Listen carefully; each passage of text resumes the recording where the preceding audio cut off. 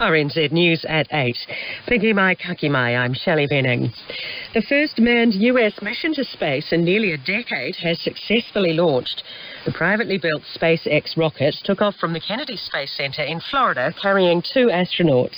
10, 9, 8, 7, 6, 5, 4, 3, 2, 1, 0. Ignition. Liftoff of the Falcon 9 and Crew Dragon. Go NASA. Go SpaceX. Godspeed, Spot and Doug. America has launched. So rises a new era of American spaceflight, and with it the ambitions of a new generation continuing the dream. The initial attempt to launch the rocket was aborted on Wednesday with minutes to go due to bad weather.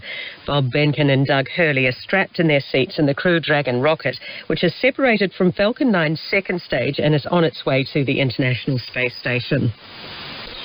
A US Federal Protective Service officer has died after being shot during protests in Oakland, in California, as protests over the killing of an unarmed black man by police in Minneapolis spread to at least 30 cities. Another of the officers, who usually guard government buildings, was wounded. The police say at least 7,500 protesters took to the streets of the city to demonstrate over the death of George Floyd, an unarmed black man killed by police in Minneapolis and Minnesota. The state governor has mobilized the National Guard after 4 nights of violent protests in Minneapolis. The BBC's Peter Bowes reports. It is violence and destruction on a scale that shocked and overwhelmed cities around the United States.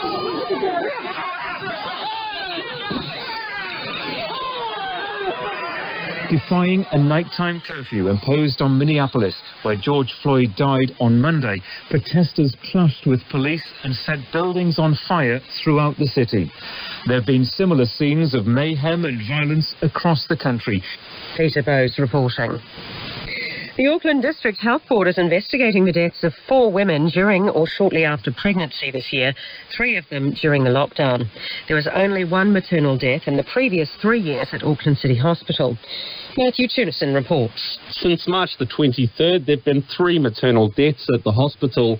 Another woman died at home before the lockdown began after being in the DHB's care. Its Director of Women's Health, Rob Sherwin, has expressed his deepest sympathy for the women and their families. He says the lockdown period was an unprecedented time that will have impacted the experience of the grieving families.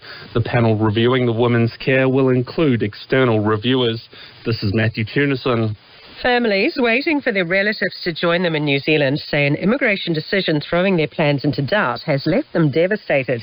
The government reopened ballot selections for immigrant parents of residents and citizens 3 months ago, but has halted because of the pandemic.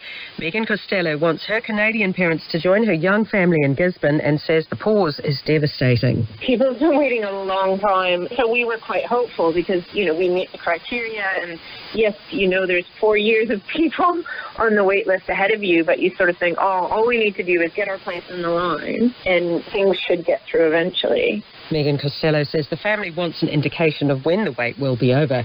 Immigration New Zealand says there's been no decision on when ballots to choose applicants will restart. Travellers from New South Wales and Victoria could be the first to reach New Zealand under a trans-Tasman travel bubble. An Australian tourism leader says she's hearing that individual states could access the bubble at different times. The Chief Executive Officer of Australia's Tourism and Transport Forum, Margie Osmond, says the 2 most populous states will likely be first. Some of the rumblings we're now hearing is that there would be consideration given to, say, opening the traffic between New Zealand and Australia, even if it was at New South Wales and Victoria were the only 2 states that were available. Margie Osmond, who heads a key tourism forum in Canberra, says the first travellers will be visiting friends and family, and then Australians will head to New Zealand for ski holidays. Mount Parihaka in Whangarei has been declared smoke and vape free at a dawn blessing. The blessing was timed to coincide with World Smoke-Free Day today. Whangarei District Council's smoke-free policy and commitment to smoke-free Aotearoa 2025 was also launched. Ko mātua, Winiwini Kingi says the Maunga has historical mana and will always be a place of significance for Hapu and Ngāpuhi. National Tobacco Control Advocacy Service Manager Stephanie Eric says the journey to Smoke-Free 2025 is on track, with the Smoke-Free Cars Bill passing its third reading in Parliament and the Vaping Amendment Bill reaching the Select Committee stage during lockdown. Fire crews have put out a house fire in Ashburton. Fire and emergency was called to the single-storey house on Archibald Street in Tynwald at 6:15. The blaze consumed the kitchen and rear side of the house and the occupants were evacuated. Shift manager Brent Dunn says one fire crew has been stood down, but 4 crews and a fire investigation remain on site. There were no injuries. You see, the White House was placed under lockdown as protesters clashed with officers outside, and President Trump was urging Minnesota officials to get tougher, and the Attorney General was threatening rioters with prosecution. Is there any suggestion that the police, Christiane, haven't been tough enough? You know, it's a tough question, Jim. And for me in particular, I've been working the morning show for for all of this coverage, with the exception of tonight. So maybe I would have a little bit better context. But what I have seen is the first 2 days, because my shift usually starts around 3 a.m. and you know, it starts when all of the mayhem is starting to wind down, although there is a ton of burning buildings and of course so much shattered glass and questions about how all of this is evolving. But the first 2 nights were it did not feel like anything was under control. I will say that. And we didn't notice as much presence as there was yesterday morning. We started seeing the National Guard, of course, was mobilized here to Minneapolis. And then tonight we're expecting even more so to see, as many as 13,000 troops from the National Guard. Is tonight a kind of marker of the situation? Do you think what happens on the streets tonight is important? Tonight is a pivot point. Tonight is essential. I do believe that, because there are only so many ways that you can hold out hope, and we are losing parts of our community every single night, and by incredible numbers. If you look at the map of the number of calls that have come in for fires, for burglaries, it's unfathomable, really. It feels like parts of our city are burning down. And so, yes, I think tonight it is all but necessary it actually is necessary for the situation to be under control.